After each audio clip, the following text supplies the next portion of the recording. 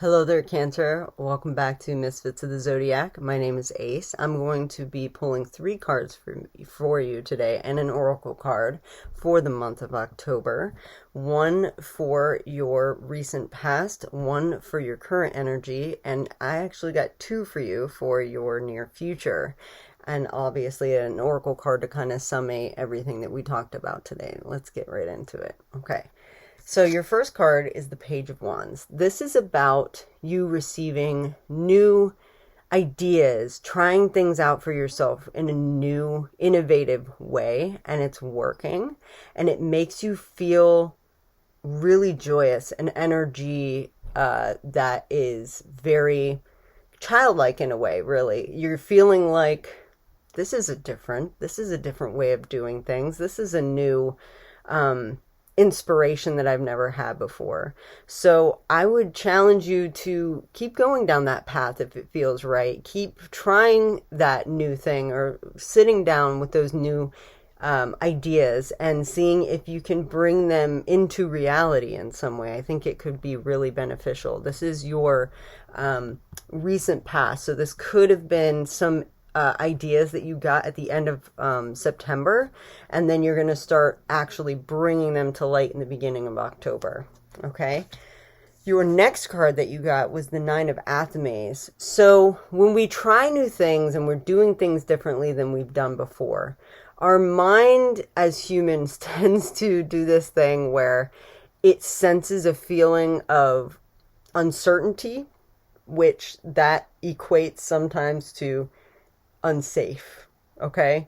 And what this card is saying is that there is no fear. Okay. There is fear, but there's nothing there to fear. Okay. There is a little bat here in this back, which is very apropos for spooky season. But the bat is representation of moving through the darkness, and they use sonar to be able to navigate. This is basically you moving into uncharted territory and having some sense of fear or some sort of anxiety. But this person is not experiencing anything physically. It's all up in the head. Okay. The Athames are representation of sword, which is sometimes communication, but it's usually in this particular card, it's being too much in the mind and kind of like spiraling about something and creating a lot of stress for yourself that is unwarranted.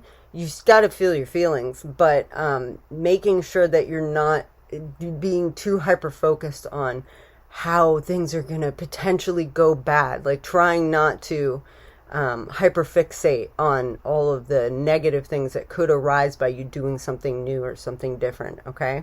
So be mindful of that this month. And then in your near future, you have some really great cards. You have the Eight of Wands and the Sun card. So the Eight of Wands is all about something coming in very quickly, and it's bringing a lot of joy and a lot of peace and a lot of happiness. It's the happiest card in the deck. It's obviously solar energy. So by the end of this month, you could see something that you started at the beginning of the month with the new idea. If you can move through any energies of anxiety and just continue to move with that idea, you will see it start to bear fruit as quickly as the end of the month. Okay. The Eight of Wands is all about quick moving energy, quick communication.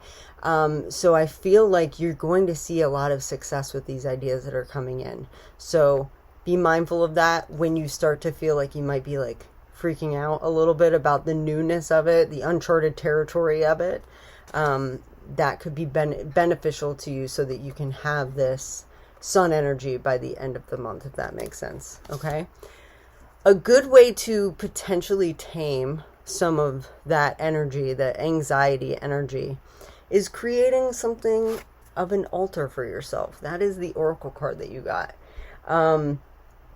I got this twice now for two different signs, which I think is really interesting. Um, you can create an altar that is not in, if you're not a spiritual person, you don't have to have it feel like it's connected to anything spiritual. But an altar sometimes is just a space that you create for yourself, usually in your home, that makes you feel safe. And it kind of is a place to either collect ideas, meditate, work through anxiety. People can bring a lot of parts of themselves to the altar, things that bring you joy, things that make you feel safe, make you feel seen. If you're working with little you, like inner child work, because usually a lot of the times when this fear comes up, it's as a result of some sort of trauma, potentially from childhood, and they're trying to keep you safe, okay? So creating a space that honors them by maybe putting a picture of yourself as a little tiny, and seeing that every day reminds you that, like, to connect with little you and check in with them to see, what is making the anxiety come up for you, okay? I feel like if you could do that this month and like create some space for yourself, you will benefit a lot from that. Also, we are coming up on Dios de los Muertos. I might be totally butchering that, hopefully not. I know that they use altars at the end, usually I think the beginning of November, to kind of honor their loved ones who have passed on. You don't want to culturally appropriate, but if you feel like you would like to honor someone who's passed on for you, because maybe that'll help you feel less anxious, or there was someone from your past who's passed on that you're thinking about this month. I know the veil is very thin this month, so you might be getting some spiritual downloads from them, maybe some communication from them, and you want to honor them in some way. Just putting a little trinket out for them as a sign of remembrance and reverence for their life. It could also make you feel like they got your back, and it could help you with the anxiety that you might be feeling. So I hope this helped. If you like this more, this shorter, more digestible, past, present, future format, I'm trying something new this month and seeing if this resonates a little bit better for everybody. I know everyone's super busy right now, especially with school starting back up. If this resonates with you, I would love to hear from you in the comments. Maybe give me a like, share, or a subscribe, and have you come back as a misfit for next month.